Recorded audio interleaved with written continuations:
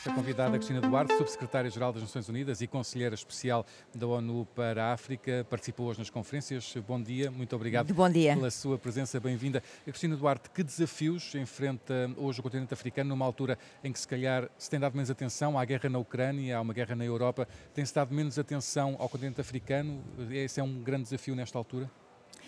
Sim, eu costumo dizer que quando caracterizamos os grandes desafios económicos e sociais em África, temos tendência de nos concentrar nas pontas dos icebergs.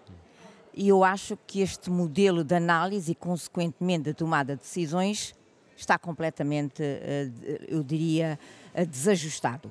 É preciso começar a entender as causas profundas do porquê de um continente, por exemplo, riquíssimo em fontes energéticas, mas um continente escuro, com 600 milhões de pessoas sem eletricidade. É preciso entender porque é que temos um continente que financia mais de 75% do seu desenvolvimento, no entanto é percebido por todos, e muitas vezes por nós africanos, como dependente da ajuda pública ao desenvolvimento. Nós temos que entender porque é que temos um continente que, do ponto de vista dos recursos agrícolas, tem não só condições de se alimentar a si próprio, mas também ao mundo, e que faz parte da equação para resolver o problema do crescimento demográfico, porque, como sabe, até 2050 seremos mais 2,3 bilhões de pessoas, e este continente vive numa situação crónica de insegurança alimentar. É isto que nós temos que entender. E tem respostas para isso, Cristina Duarte? Nós, eu e a minha equipa, temos tentado construir uma narrativa que, para nós, é preciso começar a mudar o paradigma do financiamento para o desenvolvimento. Com base naquilo que eu disse, eu vou-lhe dar só um número. A África perde anualmente 500 bilhões de dólares. Eu gostaria de repetir o número, se me preferir. Sim, sim. 500 bilhões de dólares. O que é esse? Mas perde como? Perde entre 88 fluxos ilícitos, 46 despesas públicas ineficientes, 70 bilhões de despesas públicas ineficientes, 46 um sistema de incentivos fiscais ineficientes, tem 1,8 trilhões de dólares em fundo de pensões e não mobiliza para o seu desenvolvimento, colocados em praças financeiras de terceiros, o que significa financiar o desenvolvimento de terceiros. Isto é um paradoxo. E depois temos este mesmo continente que, de certa maneira, implora por financiamentos. Isto é um paradoxo. E, portanto, é preciso começar eu costumo dizer, é preciso começar a resolver estas causas profundas. E eu acho que aqui a causa profunda é que temos um continente que não controla os seus fluxos económicos e financeiros. E porquê que não os controla? Porque um país, para controlar fluxos económicos e financeiros, tem que ter instituições, tem que ter um Estado que funciona, tem que ter um Estado eficiente, tem que ter, pelo menos, um Estado que ocupe o território, que ocupe os limites geopolíticos da nação. Isso tem a ver com o facto de serem países com sistemas políticos mais instáveis? Não, os sistemas políticos mais instáveis, eu não sei se é causa, se é consequência. É preciso nós termos cuidado, não é? Porque a instabilidade, uma das causas profundas da instabilidade em África, e isto também resulta de um relatório que foi produzido pelo meu departamento em 2021, em nome do Sua Excelência, do Sr. Secretário-Geral, uma das fontes, e temos que reconhecer, uma das causas da instabilidade em África, não será a ausência do Estado? E quando eu digo ausência do Estado, não será um profundo déficit na oferta de serviços sociais e public goods, portanto, bens públicos, não é?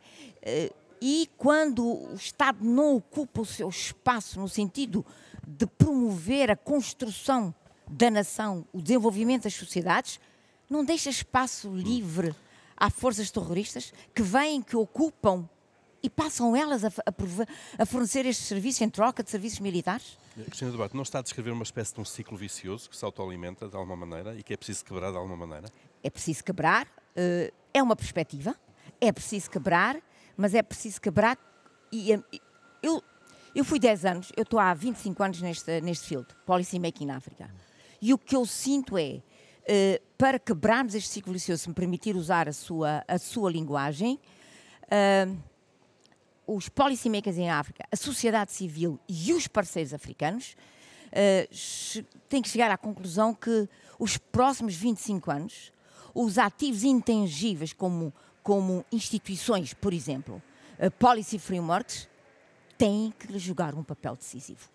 Tem que jogar um papel decisivo. Que é das áreas talvez mais difíceis de desenvolver.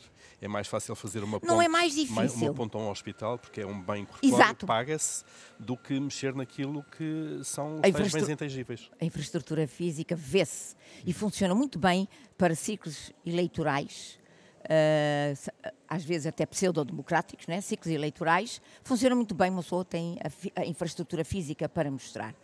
A infraestrutura institucional é que traz a sustentabilidade da infraestrutura física, não é? E se não há instabilidade, e se não há estabilidade, se não há sustentabilidade da infraestrutura física, não nos podemos esquecer porque por detrás dessas infraestruturas físicas há dívida pública que tem que ser servida.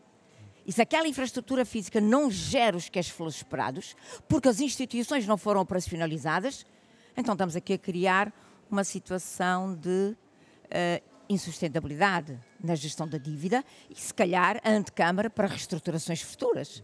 Isto, no fundo, liga-se tudo, felizmente ou infelizmente. E de que forma é que essa situação pode ser ultrapassada? Ou seja, estamos a falar aqui de algo que tem que ser ultrapassado de dentro, ou os países considerados mais desenvolvidos também têm um papel na cooperação para tentar ultrapassar esse círculo vicioso, como dizia o Paulo?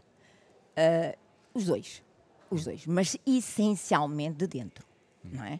Nós temos que passar de um mindset de financiamento para o desenvolvimento essencialmente conduzido externamente, não é?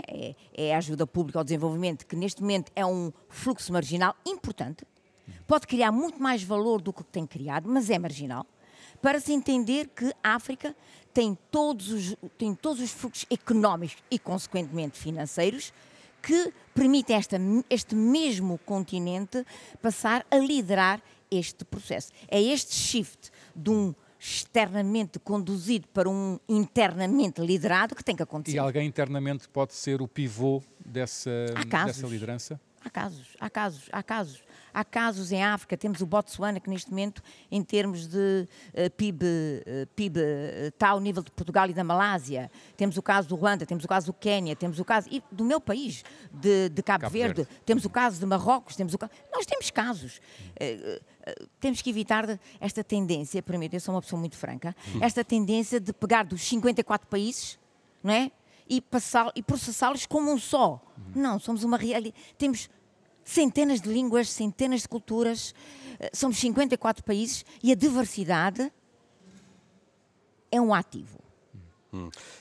Cristina Duarte, o crescimento demográfico em África é dos maiores, quando olhamos para os continentes. Felizmente. Eu sou destas que na Ásia também.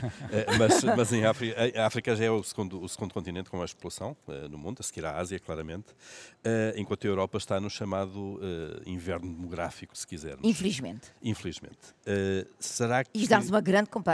em termos históricos, e em termos futuros, e quando falamos do futuro é 100 anos, isto dá à África uma vantagem comparativa e competitiva sem precedentes. Se bem que os excessos de população também podem ser difíceis de gerir. Não.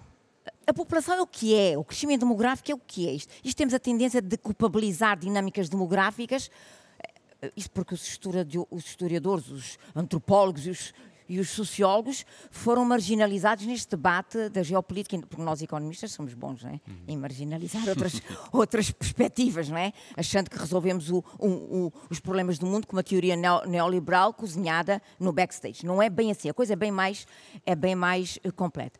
Eu acho que o desafio não são as dinâmicas demográficas.